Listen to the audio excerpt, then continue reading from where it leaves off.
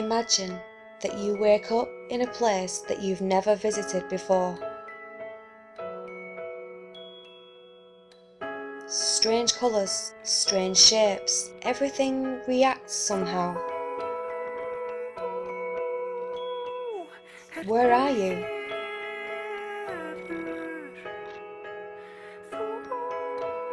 Is it a government experiment? Are you in space? Abducted by aliens? Is it something mystical? Divine? Are you dreaming?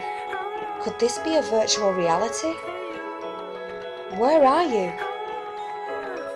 Whatever you conceive about your situation is an extrapolation from the environment in which you grew up. You cannot conceive more than that. Whatever you hear, whatever you see, TV, religion, science, friends, movies, family, etc., will provide the answer for your situation. You associate with what you already know, and thus we have discovered something extraordinary. The environment defines you.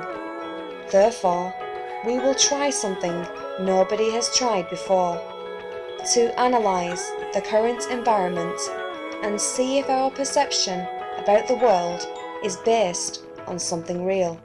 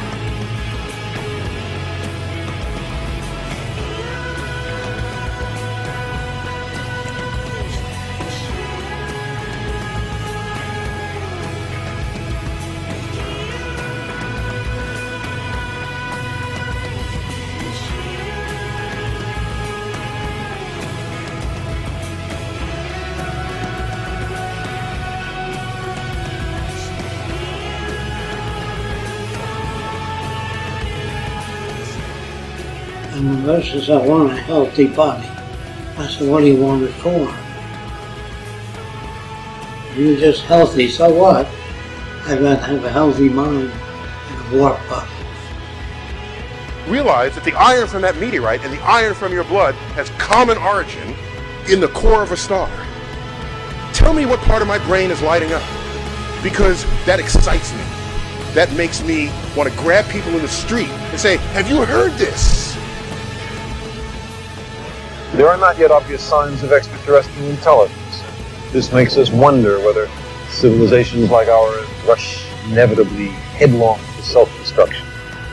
I dream about it, and sometimes they're bad dreams. Like any crazy idea. I don't know, it's hard to make up a very crazy one thing. Witches or something like that, and you tell about what people used to believe in witches, and of course nobody believes in witches now, and you think, how could they believe in witches? Then you turn around and say, let's see, what witches do we believe in them? Large brain, making tools. Make tools, large brain, make better tools.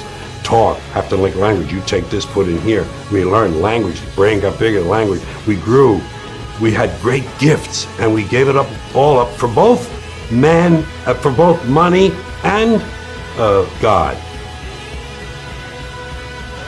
The world is like a ride at an amusement park, and when you choose to go on it, you think it's real, because that's how powerful our minds are. And the ride goes up and down and round and round. It has thrills and chills, and it's very brightly colored, and it's very loud, and it's fun for a while. Some people have been on the ride for a long time, and they begin to question, is this real, or is this just a ride? What we are trying during all these discussions and talks here is to see if we cannot radically bring about a transformation of the mind. Not accept things as they are, nor revolt against it. Revolt doesn't answer everything. But to understand it, to go into it, to examine it, give your heart and your mind with everything that you have to find out.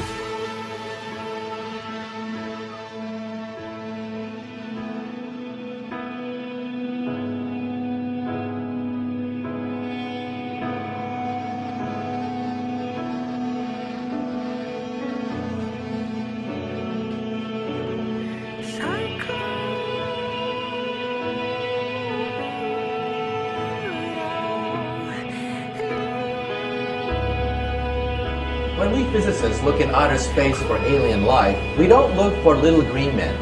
We look for type 1, type 2, and type 3 civilizations. A type 1 civilization has harnessed planetary power. They control earthquakes, the weather, volcanoes. They have cities on the ocean. Anything planetary, they control. That's type 1. A type 2 civilization is stellar. They've exhausted the power of a planet, and they get their energy directly from their mother star. They just don't get a suntan on a weekend. They use solar flares. They use the power of the sun itself to energize their huge machines. Eventually, they exhaust the power of a star, and they go galactic. They harness the power of billions of stars within a galaxy. Now, what are we on this scale? We are type 0. We don't even rate on this scale. We get our energy from, not from stars or galaxies, we get our energy from dead plants, oil and coal. Now, every time I read the newspaper, I see evidence of this historic transition from type 0 to type 1. And I am privileged to be alive in the most important era in the history of the human race, the transition from type 0 to type 1. I read the newspaper and I see evidence of this everywhere. And so this transition is perhaps the most important transition of all time. Some people don't want it. They fear this transition because this transition is to a planetary civilization tolerant of many cultures. This transition is also the most important because it's not clear if we're going to make it. When we look at outer space, we see no evidence of type 1, 2, or 3 anywhere. No evidence whatsoever. The mathematics say that there should be thousands of type 1, 2, and 3 civilizations in the galaxy. We see no evidence of any whatsoever. And why is that? Because the transition from type 0 to type 1 is the most dangerous of all transitions. We may not make it. It's a race against time.